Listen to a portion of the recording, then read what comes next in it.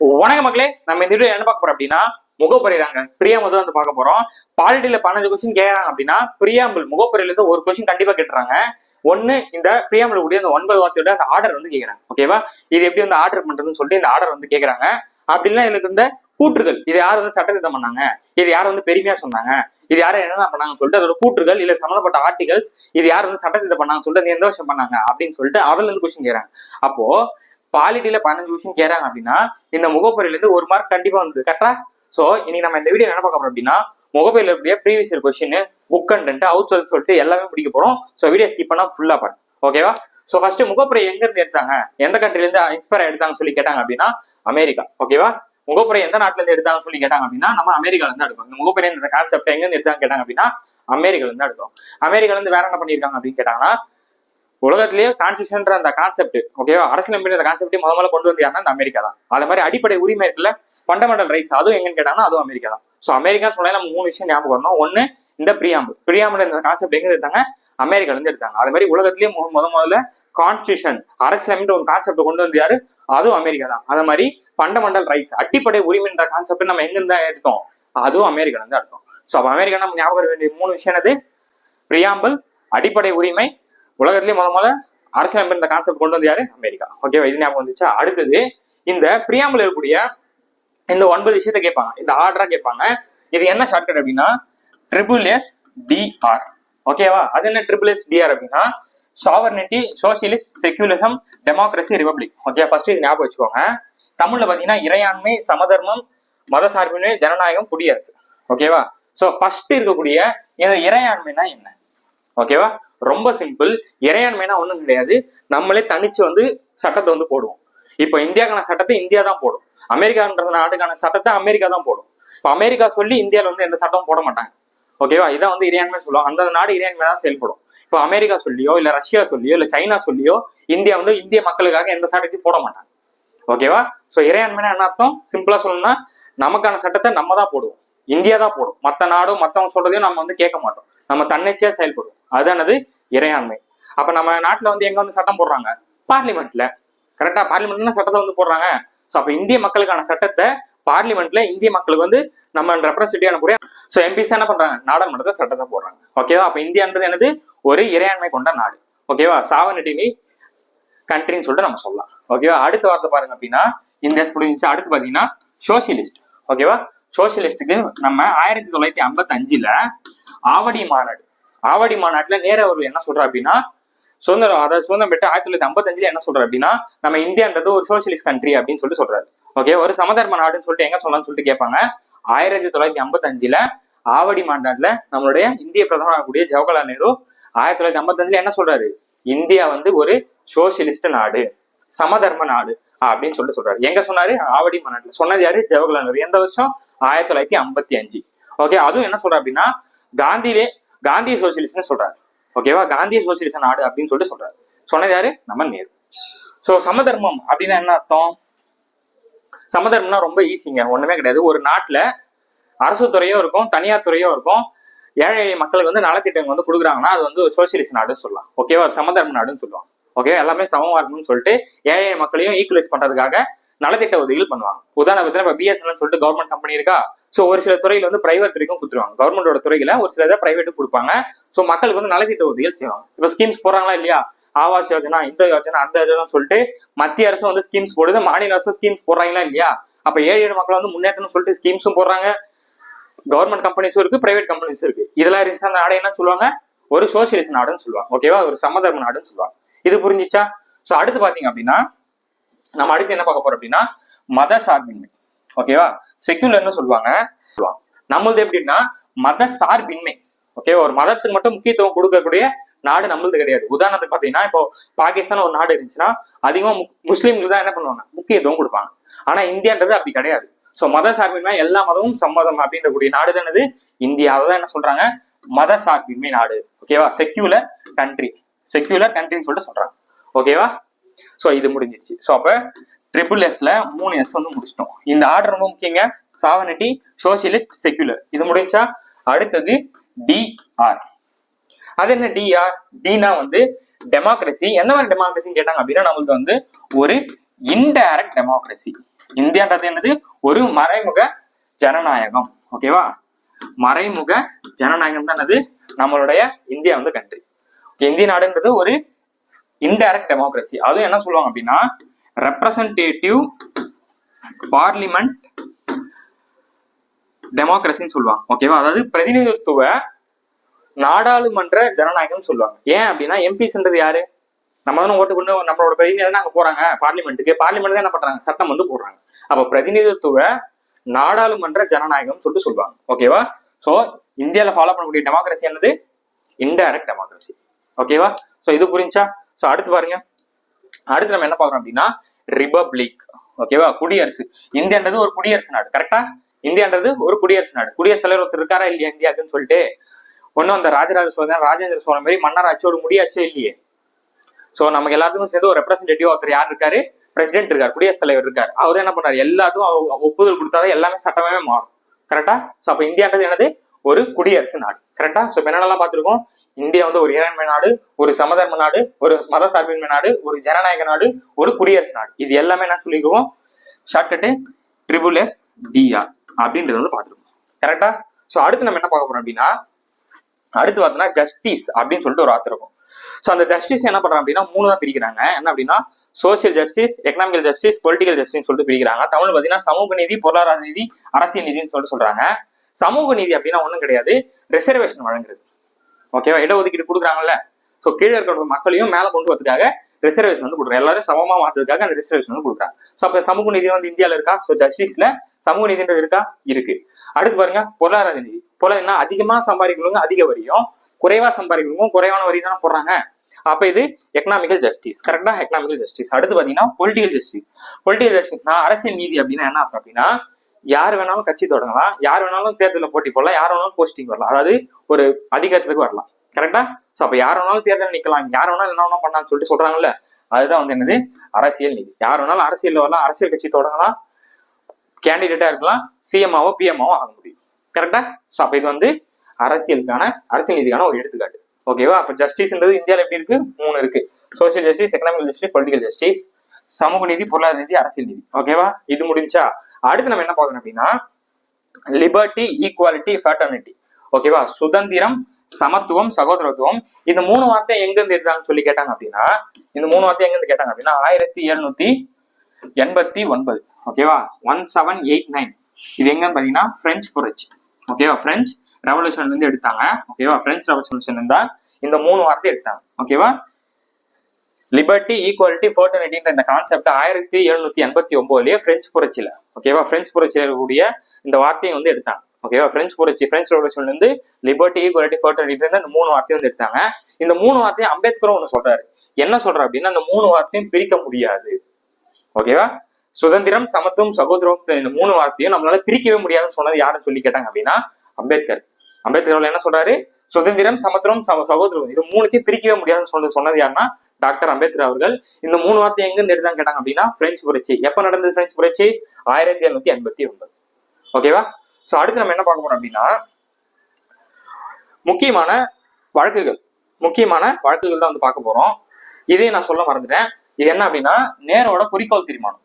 இப்ப அந்த ஸ்டைல் தான் பாத்தீங்கன்னா அமெரிக்கால இருந்து எடுத்தாங்க. ஓகேவா? அந்த பிரியாம்பிள்ன்ற இந்த ஸ்டைல் எங்க இருந்து எடுத்தாங்க? அமெரிக்கால இருந்து எடுத்தாங்கன்னு சொல்லி பார்த்தோம்.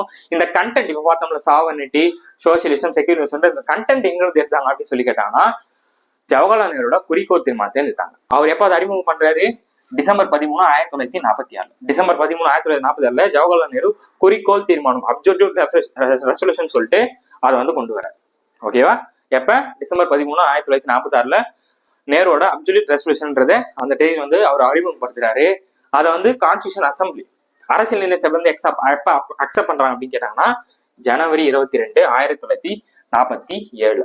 ஓகேவா? சோ அது கூட என்ன ஞாபகம் வச்சுக்கலாம் அப்படின்னா தேசிய கொடியும் ஜூலை 22. இது ஜனவரி 22, இது ஜூலை 22. ஓகேவா? சோ ஜவஹர்லால் நேருவோட அந்த குறிக்கோள் தீர்மானத்தை எப்ப வந்து வெளியிடுறாரு? டிசம்பர் 13, 1946. அது அரசியல் நிலை சபை எப்ப அக்செப்ட் பண்றாங்க? ஜனவரி 22, 1947. அப்படியே ஜூலை 22 தேசிய கொடி. ஏன்னா நம்ம கொடி எத்தனை என்ன பண்ணுவோம்? 2 கையில தான் கொடி வந்து இப்படி ஏற்றுவாங்க. அப்போ ஜூலை 22, 1947 என்ன பண்ணிட்டாங்க? தேசிய கொடி வந்து அரசியல் சொல்லி அக்செப்ட் பண்ணிட்டாங்க, அதை அடாப்ட் பண்ணிட்டாங்க. அடுத்து தேசிய கீதம், தேசிய பாடல். இது பாத்தீங்கன்னா ரொம்ப ஈஸி. 1950 நமக்கு ஜனவரி 26 தானே வந்து இது பண்ணுவாங்க, குடியரசு தினமும் கொண்டாடுறோம், ரிபப்ளிக் டேவா கொண்டாடுறோம். அதுக்கு 2 நாள் முன்னாடி ஜனவரி 24 தேசிய கீதம், அதாவது நேஷனல் ஆந்தமும் நேஷனல் சாங்கும் அரசியல் நிர்ணய சபை கான்ஸ்டியூஷன் அசம்பிளி என்ன பண்றாங்க, அதை அடாப்ட் பண்றாங்க. ஓகேவா, கான்செப்டாக இருக்கும், ஷார்ட்கட்டாக இருக்கும். ஸோ சொல்லுங்க பார்க்கலாம். ஸோ தேசிய கொடினா நமக்கு என்ன வரணும், 1947 ஆகஸ்ட் 15 தான் நம்ம வந்து இண்டிபெண்டன்ஸ் ஆகும். கரெக்டா? ஸோ அப்போ முன்னாடியே வந்து நமக்கு தேசிய கொடின்றது வேணும். கரெக்டா? கான்செப்ட் லாஜிக்கா வாங்க. ஸோ லாஜிக் வரும்போது 1947 ஜூலை 22 நம்ம என்ன பண்ணிட்டோம், தேசிய கொடி வந்து அடாப்ட் பண்ணிட்டாங்க. ஓகேவா? ஸோ ரெண்டு கையில என்ன பண்ணுவாங்க, கொடி ஏற்றுவாங்க. அப்ப 22 ஜூலை 22. அப்படியே ஜனவரி 22 1940 பண்ணினா அப்சல்யூட் ரெசல்யூஷன் இருக்குல்ல, நம்ம குறிக்கோள் தீர்மானத்தை என்ன பண்ணிட்டாங்க, அதை அடாப்ட் பண்றாங்க. அது முதல்ல அவர் எப்ப வெளியிட்டாரு, எப்ப அறிமுகம் பண்ணாரு, ஜவஹர்லால் நேரு டிசம்பர் 13 1946. நல்லா புரிஞ்சுக்கோங்க, ரெண்டுக்கும் வித்தியாசம் இருக்கு. அந்த ஸ்டைல் பிரியாம்பிள் முகப்புரை அப்படின்ற அந்த ஸ்டைல் எங்கிருந்து எடுத்தாங்க, அமெரிக்கால இருந்து எடுத்தாங்க. அந்த கண்டென்ட் எங்கிருந்து எடுத்தாங்க அப்படின்னு கேட்டாங்கன்னா ஜவஹர்லாலோட குறிக்கோள் தீர்மானம். ஓகேவா, ஜவஹர்லாலோட அப்சல்யூட் ரெசல்யூஷன் இருந்தா எடுத்தாங்க. ஓகேவா, சாரி அப்ஜெக்டிவ் ரெசல்யூஷன், வாய்ரோலாச்சு, சாரி அப்ஜெக்டிவ் ரெசல்யூஷன். அப்சல்யூட்னே மேக்ஸ்ல அப்சல்யூட் சொல்லுவாங்க, அதனால அப்படியே வந்துருச்சு. So objective resolution. ஓகேவா, மாத்தி சொல்லிட்டேன், மாத்திக்குவாங்க. Okay, sorry. ஸோ அடுத்து நம்ம என்ன பார்க்க போறோம் அப்படின்னா, இதுல இருக்கக்கூடிய முக்கியமான கேசஸ் தான் வந்து பார்க்க போறோம். ஓகேவா, இதுல இருக்கக்கூடிய முக்கியமான வழக்குகள் தான் பார்க்க போறோம். என்னென்ன வழக்கு அப்படின்னு பாத்தீங்க அப்படின்னா 3 வழக்கு. 1960, 1973, 1995 மொத்தம் 3 வழக்கு இருக்கும். பெருபாரி யூனியன் வழக்கு, கேசவானந்த பாரதி வழக்கு, எல்ஐசி வழக்குன்னு சொல்லிட்டு ஒரு 3 வழக்கு இருக்கும். இது எது சம்பந்தப்பட்டதுன்னு பாத்தீங்கன்னா நம்ம முகப்புரை சம்பந்தப்பட்டது. ரொம்ப ரொம்ப முக்கியமான கேஸ். இதுல இருந்து அடிக்கடி கொஸ்டின்ஸ் கேட்டே இருப்பாங்க, கவனிங்க. 1960 பெருபாரி யூனியன் வழக்கு. ஓகேவா, இந்த வழக்குல வந்து சுப்ரீம் கோர்ட், உச்சநீதிமன்றம் என்ன வந்து தீர்ப்பு வழங்குது அப்படின்னு கேட்டாங்க அப்படின்னா, முகப்புரை ஒரு பகுதி இல்லை அப்படின்னு சொல்லிட்டு ஒரு தீர்ப்பு வந்து வழங்குறாங்க. Okay, not a part of constitution அப்படின்னு சொல்லக்கூடிய கேஸ் எது கேட்டாங்கன்னா 1960 அதாவது பெருபாரி யூனியன் கேஸ். இதை பத்தி நம்ம இன்டெப்தா பார்ப்போம். இது ஒண்ணும் கிடையாது, நம்ம இந்தியாவில கூடிய வெஸ்ட் பெங்காலுக்கும் பங்களாதேஷ், இன்னி டேட்ல கூடிய பங்களாதேஷ்க்குமான ஒரு எல்லை பிரச்சனை தான் இந்த பெருபாரி யூனியன் கேஸ். இது நம்ம தனியா பார்ப்போம். இதுல தீர்ப்பு நம்ம என்ன வழங்கியிருக்காங்கன்னா, முகவுரைன்றது ஒரு பகுதி இல்லைன்னு சொல்லிட்டாங்க. கான்ஸ்டியூஷன் புக்ல முகப்புரை என்னதுங்க, ஃபர்ஸ்ட் பேஜ், ஃப்ரண்ட் பேஜ், ஒரு இண்டெக்ஸ் மாதிரி தானே. ஸோ அது வந்து ஒரு பகுதி கிடையாதுன்னு சொல்லி சுப்ரீம் கோர்ட் சொல்லிட்டாங்க. எப்போ, 1960. எந்த கேஸ்ல, பெருபாரி யூனியன் வழக்கு. இது கிளியர் ஆச்சா? ஸோ அடுத்து வந்து என்ன சொல்றாங்கன்னா 1973 ரொம்ப ரொம்ப முக்கியமான கேஸ், கேசவானந்த பாரதி வழக்கு. ஓகேவா, 1973 கேசவானந்த பாரதி வழக்கு நடக்குது. இதுல என்ன சுப்ரீம் கோர்ட் வந்து தீர்ப்பு சொல்றாங்க அப்படின்னா, எப்பா எல்லாரும் கேட்டுக்கோங்கப்பா, ஃபர்ஸ்ட் வந்து நாங்க தான் சொன்னோம் பகுதி இல்லைன்னு சொன்னோம். எப்போ, பெருபாரி யூனியன் கேஸ்ல பிரியாமல், அதாவது முகப்புரைன்றது ஒரு பகுதி இல்லைன்னு சொன்னது நாங்க தான். ஆனா 73 நாங்க என்ன சொல்றோம் அப்படின்னா, எல்லா மக்களும் கேட்டுக்கோங்கப்பா, பிரியாமல்ன்றது ஒரு பகுதி தான். Preamble is the part of constitution சொல்லிட்டாங்க. ஃபர்ஸ்ட் இல்லைன்னாங்க, இப்ப இருக்குன்றாங்க. அப்ப இல்லைன்னு சொன்னது எப்போ, 1960 பெருபாரி யூனியன் வழக்கு. இருக்குன்னு சொன்னது எப்போ, 1973 கேசவானந்த பாரதி வழக்கு. என்ன சொல்லிட்டாங்க, ஆமா அது ஒரு பகுதி தான், கான்ஸ்டிடியூஷன் அரசியல் புத்தகத்தோட ஒரு பகுதி தான் பிரியாமல் முகப்புரை அப்படின்னு சொல்லிட்டாங்க. ஓகேவா, ரொம்ப ரொம்ப முக்கியமான இதுதான் கேட்பாங்க. ஓகேவா, எந்த கேஸ்ல வந்து பிரியாமல் வந்து ஒரு பகுதின்னு சொல்லி கேட்டாங்க அப்படின்னா கேசவானந்த பாரதி வழக்கு. ஓகேவா, இது முடிச்சா அடுத்து இது உறுதிப்படுத்துற மாதிரி என்ன சொல்றாங்க அப்படின்னா 1995 எல்ஐசி வழக்கு வந்து ஒரு வழக்கு நடக்கும். அந்த வழக்குல என்ன சொல்றாங்க அப்படின்னா, முகவுரை ஒரு ஒருங்கிணைந்த பகுதின்னு சொல்றாங்க. ஓகேவா, கான்ஸ்டிடியூஷன் புக்ன்றது ஒரு ஒருங்கிணைந்த பகுதி தான், அரசியல் புத்தகத்தோட ஒரு ஒருங்கிணைந்த பகுதின்னு சொல்றாங்க. ஓகேவா, இன்டகிரேட்டட் பார்ட் ஆஃப் கான்ஸ்டிடியூஷன். ஓகேவா, ஸோ அப்போ சிம்பிளா சொல்லுங்க பார்ப்போம். 1960 பெருபாரி யூனியன் கேஸ்ல நாட்டிய பார்ட்டுட்டாங்க, அது ஒரு பகுதி இல்லைன்ட்டாங்க. 1973 கேஸ் வந்த பாரதி வழக்குல என்ன சொல்லிட்டாங்க, அது வந்து ஒரு பகுதி தான் சொல்லிட்டாங்க. ஒருங்கிணைந்த பகுதின்னு சொன்னது எப்போ, 1995 எல்ஐசி வழக்குல ஒருங்கிணைந்த பகுதி. பிரியாம்பிள், அத முகப்புரைன்றது அந்த புத்தகத்தோட ஒரு ஒருங்கிணைந்த பகுதி, பகுதி இல்லை பகுதி அப்படின்னு சொல்லிட்டு கேட்பாங்க. இந்த கீவேர்டு மட்டும் புரியுங்க. ஓகேவா, இது வந்து ஒருங்கிணைந்த, இதுல வந்து இன்டகிரேட்டடு, வெறும் பார்ட் ஆஃப் கான்ஸ்டிடியூஷன், நாட்டிய பார்ட் ஆஃப் கான்ஸ்டிடியூஷன். இது கீவேர்டு பிடிங்க, வருஷத்தை பிடிங்க, கேஸை பிடிங்க, முடிஞ்சிருச்சு. ஓகே, இந்த 3 கேஸ் முக்கியமா நடந்திருக்கு. அதுக்கப்புறம் நம்ம என்ன பார்ப்போம் அப்படின்னா, இது வந்து எத்தனை வாட்டி சட்டத்திருத்தம் பண்ணியிருக்காங்கன்னு சொல்லிட்டு கேட்பாங்க. முகவுரைய எத்தனை வாட்டி சட்டத்திருத்தம் பண்ணியிருக்காங்க, யார் பண்ணது, எந்த வருஷம் பண்ணாங்க அப்படின்னு சொல்லிட்டு கேட்பாங்க. யார் பண்ணன்னு கேட்டாங்கன்னா இந்திரா காந்தி அவர்கள். ஓகேவா, இந்திரா காந்தி அவர்கள் என்ன பண்றாங்க அப்படின்னா, இப்ப நம்ம கொண்டாந்து முன்னாடி பார்த்தோம் 1973 கேசவானந்த பாரதி வழக்குல என்ன சொல்லிட்டாங்க, சுப்ரீம் கோர்ட்டோட தீர்ப்பு, உச்சநீதிமன்றத்தோட தீர்ப்பு என்ன சொல்லியிருக்காங்க, முகவுரைன்றது ஒரு பகுதி தானப்பா அப்படின்ட்டாங்க. ஓ, அப்ப அது பகுதியா, அப்ப நான் சட்டத்திருத்தம் பண்ணுவேன். எப்படி கான்ஸ்டிடியூஷன் கோர்ட்ல சட்டத்திருத்தம்னு பண்ண முடியுமோ, அப்ப நான் வந்து பிரியாம்பளையும் பண்ணுவேன், முகப்புரையும் சட்டத்திருத்தம் பண்ண முடியும், அமெண்ட்மெண்ட் நான் செய்வேன்னு சொல்லிட்டு இந்திரா காந்தி அவர்கள் 1976 42வது சட்டத்திருத்தம், எல்லாருமே தெரியும், மினி கான்ஸ்டிடியூஷன். கரெக்டா? சோ 42வது சட்டத்திருத்தம் 1976 முகப்புறையை சட்ட திருத்தம் பண்றாங்க. என்ன பண்ணாங்க, என்னென்ன வார்த்தையை சேர்த்தாங்க அப்படின்னு சொல்லி கேட்பாங்க. என்னென்ன வார்த்தை அப்படின்னா சமதர்மம், மதசார்பின்மை, ஒருமைப்பாடு, இந்த 3 வார்த்தையை சேர்க்கிறாங்க. சேர்த்தது யாரு, இந்திரா காந்தி அவர்கள். எந்த வருஷம், 1976. எத்தனாவது சட்ட திருத்தம், 42வது சட்ட திருத்தம். ஓகே, அது காரணம் என்னது, 1973 நடந்த கேசவன் வந்த பாரதி வழக்கு. அதுல தீர்ப்பு என்ன சொல்றாங்க, முகப்புறைன்றது ஒரு பகுதி தான்ப்பா அப்படின்ட்டாங்க. அப்ப பகுதியா, நான் சட்ட திருத்தம் பண்ணுவேன்னு சொல்லிட்டு இந்திரா காந்தி அவர்கள் பண்ணிட்டாங்க. ஓகேவா, கான்செப்ட் புரியுதா? அடுத்து அதான் சோசியலிஸ்ட், செக்யூலர், இன்டெகிரிட்டி அப்படின்ற வார்த்தையை சேர்ப்பாங்க. இந்த இன்டெகிரிட்டின்றது எதில் சேர்ப்பாங்க அப்படின்னா ஃபர்டர்னிட்டி கூட சேர்த்து விட்டுருவாங்க. ஓகே, நம்ம லாஸ்டா பார்த்தோம்ல லிபர்ட்டி, ஃபர்டர்னிட்டின்னு சொல்லிட்டு, அதுல வந்து ஃபர்டர்னிட்டி கூட இந்த வார்த்தை இன்டெகிரிட்டின்னு சொல்லி சேர்த்திருப்பாங்க. ஓகே, லாஸ்டா பார்த்தோம்ல இங்க இந்த இருக்குல்ல, இங்க பாரு, லிபர்ட்டி, ஈக்குவாலிட்டி, ஃபர்டர்னிட்டி இருக்குல்ல, இந்த ஃபர்டர்னிட்டி கூட இன்டெகிரிட்டின்ற அந்த வார்த்தையை வந்து சேர்த்திருப்பாங்க. சரிங்களா? ஓகே, இது 42 சட்ட திருத்தம். அது மாதிரி இது வந்து நான் ஜஸ்டிசபிள் நேச்சர்னு சொல்லுவாங்க. அது என்ன நான் ஜஸ்டிசபிள் நேச்சர், தண்டனைக்கு உட்படாதுன்னு சொல்றீங்க அப்படின்னா என்ன அர்த்தம் அப்படின்னா ஒண்ணுமே கிடையாது. முகப்புறையில் இருக்கக்கூடிய விஷயத்த, அதாவது கான்ஸ்டியூஷன் முகப்புரை பிரியாம்பிள் இருக்கக்கூடிய விஷயத்த, நம்ம அதுல இருக்கக்கூடிய விஷயத்த வந்து மீறிட்டோம், வயலேட் பண்ணிட்டோம் அப்படின்னா போலீஸோ கோர்ட்டோ வந்து நம்ம மேல கேஸ் போட முடியாது. அதான் வந்து சொல்றாங்க. ஓகே, எப்பவுமே கொஸ்டின் கேட்பாங்க, பிரியாம்பிள் விஷயத்த நம்ம வயலேட் பண்ணிட்டோம், அதுல இருக்கக்கூடிய விஷயத்த நம்ம ஃபாலோ பண்ணல அப்படின்னா நம்மளை வந்து தண்டிக்க முடியாது. ஓகேவா, நான் ஜஸ்டிசபிள் நேச்சர். ஸோ தண்டனைக்கு உட்படாதானது பிரியாம்பிள். ஓகேவா, ஸோ என்னென்ன பார்த்துருக்கோம். ஸோ இதோட முடிஞ்சா, இல்லை இன்னும் முடியல, இதோட கூற்றுகள் இருக்கு. ஒன்றும் கிடையாதுங்க, ரிவ்யூ கொடுக்குறாங்க. இப்போ ஒரு படம் பார்த்துட்டு இப்போ எப்படி என்ன பண்றாங்க, எல்லாரும் வந்து ரிவ்யூ கொடுக்குறாங்களா, இந்த படம் இப்படி இருந்துச்சு, இந்த படம் அப்படி இருந்துச்சு, ஆஹா ஓஹோன்னு சொல்றாங்களே, அதே மாதிரி நம்ம இந்த முகப்புரை இருக்குல்ல, இந்த முகப்புரை வந்து கூற்று, இந்த இப்படி இருந்துச்சுப்பா, இது இந்த மாதிரி இருப்பான்னு சொல்லிட்டு சொல்லியிருப்பாங்க. ஓகே, வரலாற்று ஆய்வாளர்கள் சொல்லியிருக்காங்க. அது என்னென்ன சொன்னான்னு சொல்லிட்டு பார்த்தோம்னா இதோட பிரியாம்பிள் முடிஞ்சு. ஓகேவா, ஸோ கவனிங்க. ஸோ என்ன சொல்றாங்க அப்படின்னா பிரியாம்பிள்ன்றது ஐடென்டிட்டி கார்டுன்னு சொல்லிட்டு சொல்றாரு. யார் சொல்றாரு, பல்கிவாலா. N.A. பல்கிவாலான்ற என்ன சொல்றாருன்னா பிரியாம்பிள்ன்றது ஒரு ஐடென்டிட்டி கார்டுப்பா, ஒரு அடையாள அட்டைப்பா, அதான் இப்ப மெயின் அப்படின்னு சொல்லிட்டு சொன்ன யாரு, பல்கிவாலா. ஸோ அப்ப என்னன்னா இது நம்ம எப்படி ஷார்ட்கட் போடலாம், உனக்கு ஐடென்டி கார்டு இருந்தா தான் பால் பாக்கெட்டு, ரேஷன் கடைக்கு போனா ஐடென்டி கார்டு இருந்தா பால் பாக்கெட் மாதிரி ஒரு ஷார்ட்கட் மாதிரி ஞாபகம் வச்சுக்கலாம். ஓகேவா, ஸோ அப்ப பல்கிவாலா என்ன சொல்றாரு, பிரியாம்பிள் முகப்புறைய ஒரு ஐடென்டிட்டி கார்டு, அடையாள அட்டைன்னு சொன்னது யாரு, பல்கிவாலா. அடுத்து பாருங்க, அல்லாடி கிருஷ்ணசாமி ஐயங்கார் என்ன சொல்றாரு அப்படின்னா நம்மளோட கனவு வந்து நினைவாயிடுச்சு அப்படின்னு சொல்லிட்டு சொல்றாரு. நம்ம இத்தனை நாள் கண்ட கனவு, இத்தனை நாள் நம்ம போராட்டமா இருந்துமே, பிரிட்டிஷ் நம்மளை ஆட்சி பண்ணியிருந்த இந்த கனவு எல்லாம் நினைவாயிடுச்சு, அது காரணம் சொல்லிட்டு இந்த இது வந்து சொல்றாரு, ட்ரீம்ஸ் கம்ஸ் ட்ரூ அப்படின்னு சொன்ன யாருன்னு சொல்லிட்டு கேட்பாங்க.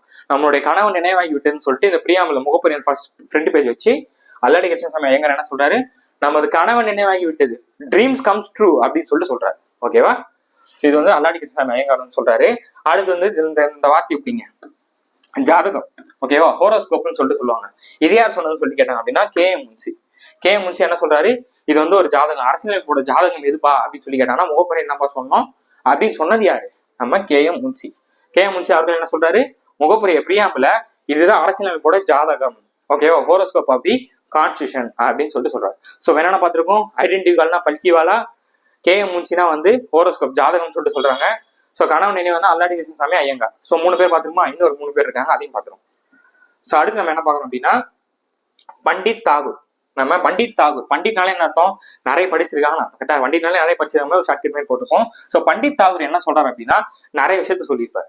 என்ன சொல்றாருன்னா இது வந்து ஒரு கீ, இது வந்து ஒரு அணிகலன், இது வந்து வைடம், இது ஒரு வைடூரியம், இது ஒரு தங்கம், இது வந்து பிளாட்டினம் அப்படின்னு சொல்லிட்டு அவர் பாட்டு நிறைய சொல்றாரு.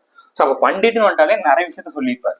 ஓகேவா, கீ, ஜுவல்லு, அப்புறம் மோஸ்ட் ப்ரீஷியஸ் கோல்டு, டைமண்ட் அப்படி இப்படின்னு சொல்லிட்டு சொல்லியிருப்பார். ஸோ இது வந்து ஒரு திரவகோணம், இது வந்து ஒரு அணிகலன், விலை மதிப்பற்றது, தங்கம் அப்படி இப்படின்னு சொல்லிட்டு வர்ணிச்சிருப்பார். ஸோ அப்படி வர்ணிச்சது யாரு, பண்டித் தாகூர். ஸோ பண்டிட்னாலே நிறைய படிச்சிருப்பாங்க. ஸோ நிறைய படிச்சிருந்தா நிறைய விஷயத்த சொல்லியிருப்பாங்க. ஸோ இது எல்லாத்தையும் நான் சொல்லியிருக்கேன். ஓகேவா, ஸோ அடுத்து பாத்தீங்கன்னா நமக்கு எர்னஸ்ட் பார்க்கர். எர்னஸ்ட் பார்க்கர் என்ன சொல்றாரு அப்படின்னா இது வெறும் கீ நோட்னு சொல்றாங்க. ஸோ இந்த 2 கொஸ்டின் தான், இந்த 2 இதுதான் வந்து நம்ம டிஸ்க் பண்ணுவாங்க. கீ நோட்னு சொன்னது யாருன்னா நம்ம Ernest Barker. Okay, Ernest Barker என்ன சொல்றது, இது ஒரு கீ நோட். ஏன்னா ஷார்ட்டா தானே இது, மொத்த புக்கே படிக்கலாம் கூட நம்ம பிரியாம்பிள் பார்த்தாலே என்ன ஆயிடும், எல்லாமே புரிஞ்சுன்னு சொல்லிட்டு இது கீ நோட் மாதிரி இருக்குன்னு சொன்னது யாரு, எர்னஸ்ட் பார்க்கர் வந்து சொல்றாரு. ஆனா இது மாதிரி நிறைய விஷயம் சொன்னது யாருன்னா பண்டிட். ஓகேவா, பண்டிட்னா நிறைய விஷயம் சொல்லியிருப்பாரு. இதுலயும் கீ இருக்கும், இதுலயும் கீ இருக்கும். ஓகேவா, தமிழ் மீடியம் ஸ்டூடெண்ட்ஸ் இது இங்கிலீஷ்லேயே பாருங்க, கீ நோட்டுன்னு சொன்னா நமக்கு பார்க்கர், வெறும் கீன்னு சொன்னா நமக்கு பண்டிட் வந்து வந்துருவாரு. சரியா, சோ இது வந்து அமெரிக்க உறுதிமொழி புரட்சி மாதிரி இருந்தது, அமெரிக்க புரட்சி, அதாவது அமெரிக்க ரெசல்யூஷன் மாதிரி இருந்ததுன்னு சொல்லிட்டு சொன்னது யாருன்னா, அமெரிக்க உறுதிமொழி புரட்சி மாதிரி இருந்தது சொன்னது யாருன்னா கீதோ உல்லா. ஓகேவா, கீதோ உல்லா வந்து என்ன சொல்றாரு, இது வந்து ஒரு அமெரிக்க உறுதிமொழி புரட்சி மாதிரி இருந்தது அப்படின்னு சொல்லிட்டு சொல்றாரு. ஓகேவா, சோ இதுக்கப்புறம் வேற எதுவுமே இல்லைங்க. So previous year question out source book and சொல்லிட்டு பார்த்திருக்கோம். ஸோ அப்ப என்னென்னலாம் பார்த்திருக்கோம்? முகப்பொறி எங்க இருந்து எடுத்தாங்க? அமெரிக்கால இருந்து எடுத்தாங்க. முகப்பொறியில் எத்தனை வார்த்தை இருக்கு? மொத்தம் 9 வார்த்தை. அந்த வார்த்தைக்கான ஷார்ட்கட் என்னது? SSDR. சாவர்னிட்டி, சோசியலிஸ்ட், செக்யூரிசம், அப்புறம் பாத்தீங்கன்னா டீனா வந்து டெமோக்ரஸி, ஆர்னா வந்து ரிபப்ளிக்னு சொல்லிட்டு பார்த்தோம். அப்புறம் ஜஸ்டிஸ்ன்னு பார்த்தோம். அப்புறம் லிபர்ட்டி, ஈக்குவாலிட்டி, ஃபர்டர்னிட்டின்னு பார்த்தோம். அது கூட இன்டெகிரிட்டின்னு ஒரு வார்த்தை வந்து 42 சட்டத்துல இந்திரா காந்தி அம்மா சேர்த்தான்னு சொல்லிட்டு அதை பார்த்தோம். அதுக்கப்புறம் என்னன்னு பார்த்தோம்னா இந்த 6 பேரோட டைலாக். பல்கி வேலை என்ன சொன்னாரு? ஐடென்டி கார்டுன்னு சொன்னாரு. அல்லாடி கிருஷ்ணசாமி ஐயங்கார் என்ன சொன்னாரு? கனவு நேவானு சொன்னாரு. முன்சி என்ன சொல்றாரு? இது வந்து ஜாதகம்னு சொல்றாரு. ஓகேவா? பண்டிட் என்ன சொல்றாரு? அப்படி இருந்துச்சு இப்படி இருந்துச்சு அணிகலன் அப்படின்னு சொல்லி சொல்றாரு. கீனோட்டு சொன்ன யாரு? பார்க்கரு. கீத உள்ள என்ன சொல்றாரு? அமெரிக்க உறுதிமொழி புரட்சின்னு சொல்லி சொல்றாரு. அதுக்கப்புறம் முக்கியமான வழக்குகள் 3 வழக்குகள் பார்த்தோம். 1960 பெருபாரி யூனியன் வழக்கு, 1973 கேசவானந்த பாரதி வழக்கு, அப்புறம் பாத்தீங்கன்னா 1995 LIC வழக்கு. ஸோ பகுதி இல்லை, பகுதி ஒருங்கிணைந்த பகுதி. ஓகேவா? இதையும் பார்த்தாச்சு. ஸோ அப்புறம் டாக்டர் அம்பேத்கர் என்ன சொல்றாரு? சுதந்திரம், சமத்துவம், சகோதரம் இது 3த்தையும் பிரிக்க முடியாது சொன்னது யாரு? அம்பேத்கர். இந்த 3 வார்த்தையும் எங்க எடுத்தாங்க? பிரெஞ்சு புரட்சி எப்ப நடந்துச்சு? 1789. ஓகேவா? ரொம்ப ஈஸி. 1789 அப்படி லைனா வரும். ஓகேவா? 1789 சொல்லிட்டு அப்படி லைனா அப்படின்னா வேலை முடிஞ்சு. அதுக்கப்புறம் இந்த சமதர்மம் எப்ப சொன்னாரு? 1955 ஆவடி மாநாட்டுல ஜவஹர்லால் நேரு சொல்றாரு. அவர் என்ன சொல்றாரு? இது வந்து ஒரு காந்திய சமதர்மம். ஓகேவா? காந்திய சோசியலிஸ்ட் நாடுதானது நமது இந்தியா சொல்லிட்டாங்க. ஓகேவா? ஸோ அப்படியே நான் இதையும் வச்சிருக்கேன், பார்த்துக்கோங்க.